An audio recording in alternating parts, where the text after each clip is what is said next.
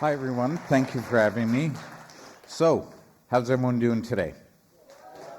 Awesome. So, we all live in Winnipeg, right?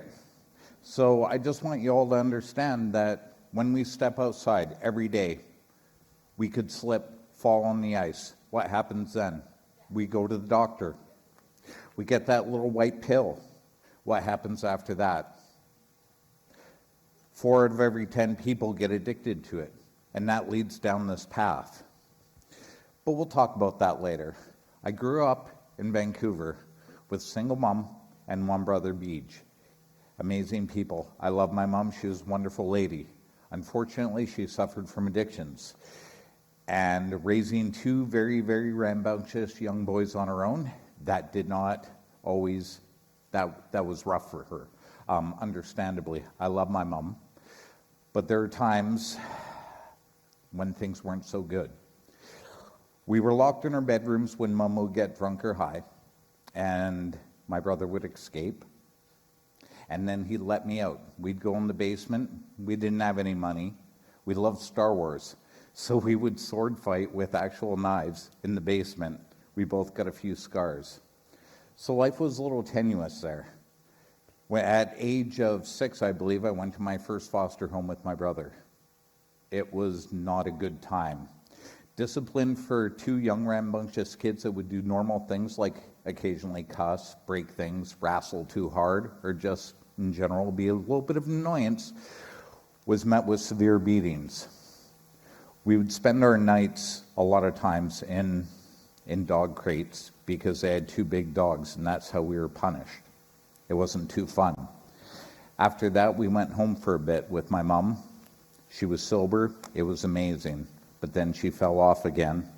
And then when I was, I believe, 8 years old, I went to another foster home where I was introduced to this wonderful sky person named Jesus. Don't worry, this isn't going to be bashing any kind of religion. It's just what it is. Everything was great at first. I loved it. They showed me I had food to eat. I had a safe place to stay. It was actually quite awesome.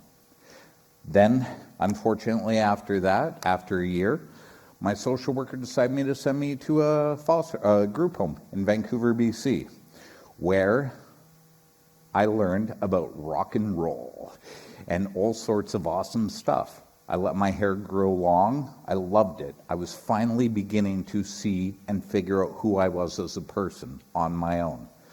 Unfortunately, 1 year after that, on the day of my 10th birthday, I was sent back to the foster home that I was previously at, and that's when it hit the fan. My first day back, I was brought into the kitchen, sat in a chair, and my hair was cut, because only women and the gays had long hair. It was my birthday, so we had a nice dinner. Sat down, enjoyed it. Just before cake, I accidentally took the Lord's name in vain, right in my mouth, from my foster dad, who was a very big man. Split my lip open. Don't take the Lord's name in vain in that house. From there, I fought them. Every chance I could get, I fought them. I fought their religion. I fought everything about them. And the beatings just got worse and worse. At one point, because he was a deacon in the church, at the Mennonite church in Squamish, BC, he would have Bible studies at the house. Sorry. The deacons of the church were over there one night, and I said, I can't even remember what I said as a kid. Just something foolish, but they took it as demonic and evil or whatever the heck they were thinking. I asked them to leave me alone. They got up, and all of them followed me in my room. The deacons held me down while my foster mom sat on my chest, and they all prayed the demons out of me. They had a little exorcism. So, the next day I went and I asked, why would you do this to me? Why? I said something meaningless, something silly. Well, you were acting silly, so that's why we did that. I'm like, why would you brutalize a child like that? No answer, because I was acting silly. Okay. But a year later, 2 years later, I was asked to go downstairs to the freezer because we had this big old chest freezer in the garage. and I went down to get butter. There was no butter. I walked back upstairs. Hey, there's no butter down there.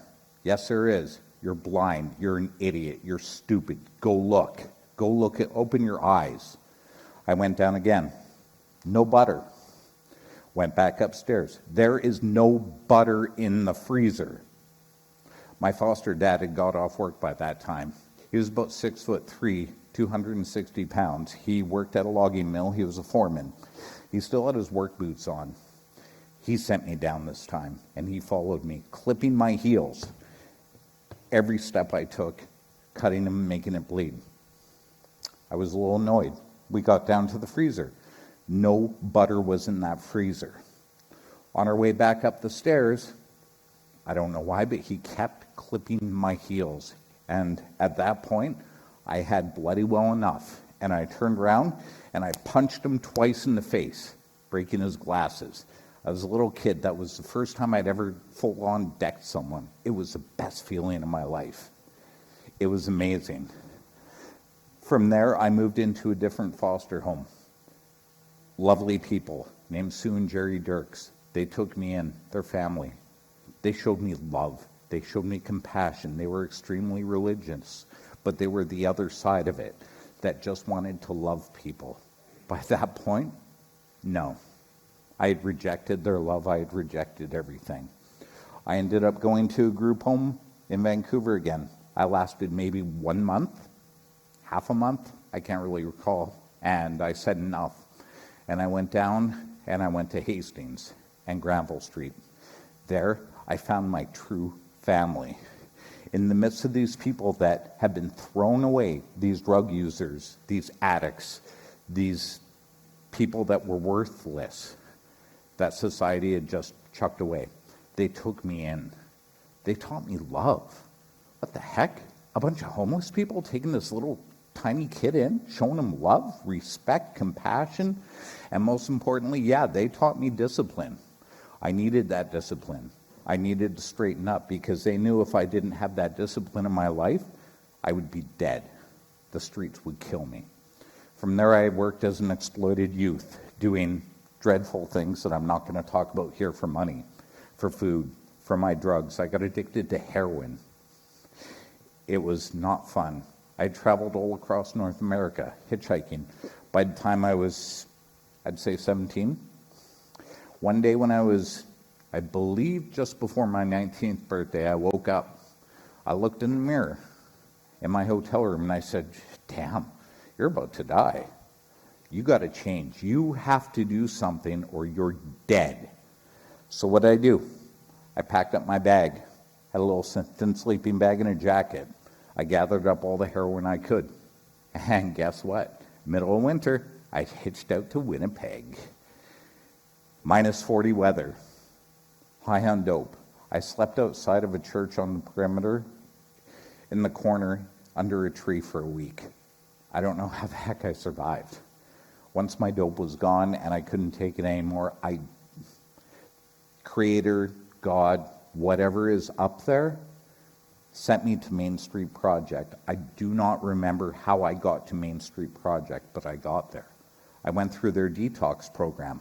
The staff there allowed me, for once, to decide how I want to do my sobriety and what I needed to do for myself to get off the heroin.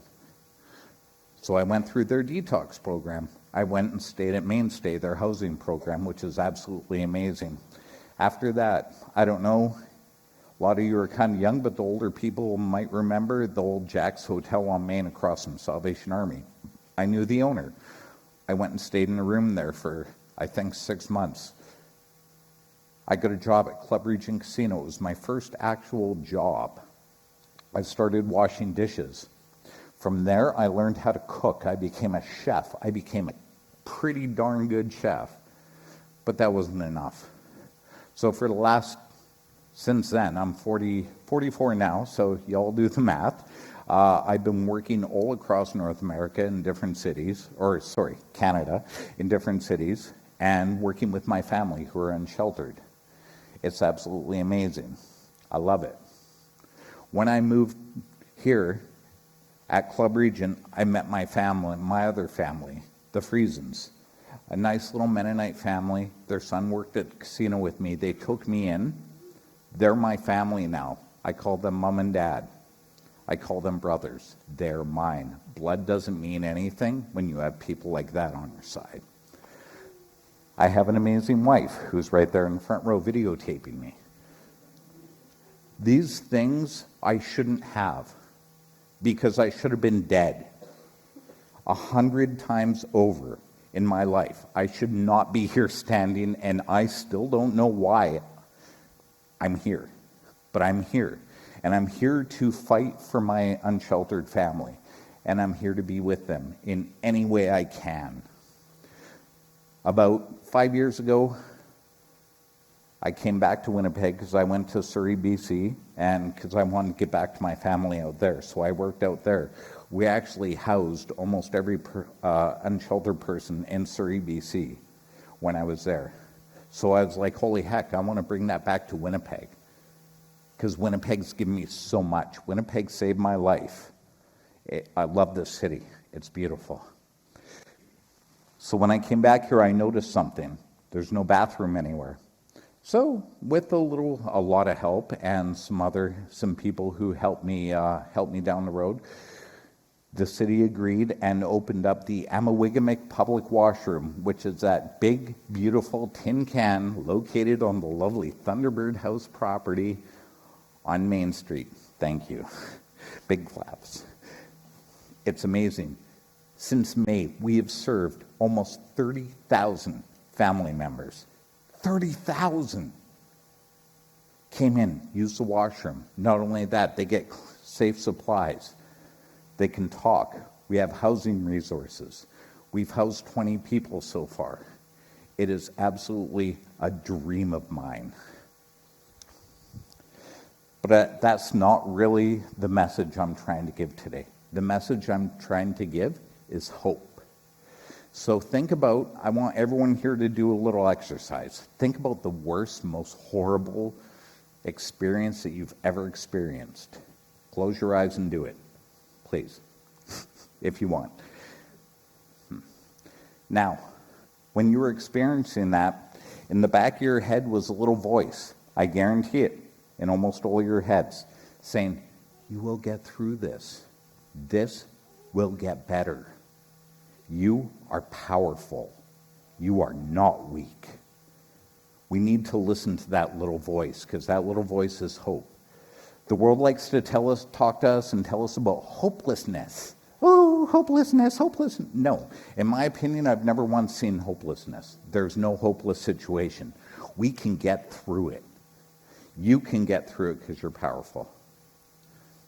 I just, in closing, would like to say, when you're walking down the street and you see the person sitting there talking to himself, may look crazy, maybe high on whatever, just say hi. When you're walking down the street and that guy says, hey man, spare $1. You know, if you don't got $1, just go, hi, how are you today? Be a human. Say hi. That's what people want. You'll have some amazing conversations. When you see that lady standing on the corner late at night having to sell herself to make money, to do whatever she needs that money for, just remember, she's someone.